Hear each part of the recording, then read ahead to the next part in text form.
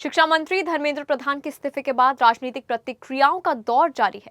शिवसेना उद्धव बालासाहेब ठाकरे की नेता और प्रियंका चतुर्वेदी ने इसे छात्रों और युवाओं की लड़ाई की जीत बताया है। उन्होंने कहा कि लंबे समय से पेपर लीक से परेशान छात्र देश भर में अपनी आवाज बुलंद कर रहे थे और आखिरकार सरकार को झुकना पड़ा।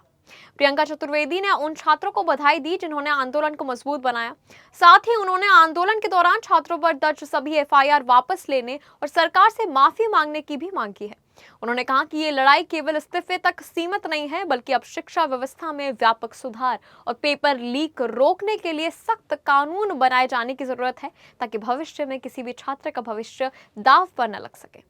नमस्कार। सबसे पहले तो मैं देश के सारे ही स्टूडेंट्स को, युवा वर्ग को बधाइयां देना चाहूंगी कि आज उनकी मेहनत, उनकी मांग रंग लेकर आई है।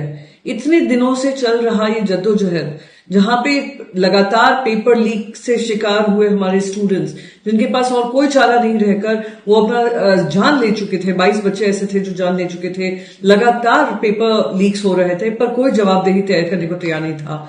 पर युवाओं ने ये निर्णय किया कि जंतर मंतर से लेकर देश के कोने कोने में अपनी आवाज उठाएंगे, अपनी आवाज को बुलंद करके धर्मेंद्र प्रधान का इस्तीफा लेंगे।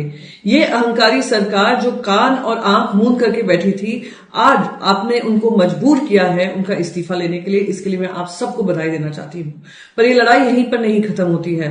उम्मीद करते हैं जो बहुत सारे अनगिनत बच्चों के ऊपर एफआईआर दर्ज किए गए हैं, जिनके ऊपर लाठीचार्ज हुआ है, उन सारे बच्चों को सरकार उनसे माफी ही नहीं मांगेगी, उन सभी के एफआईआर वापस लेगी।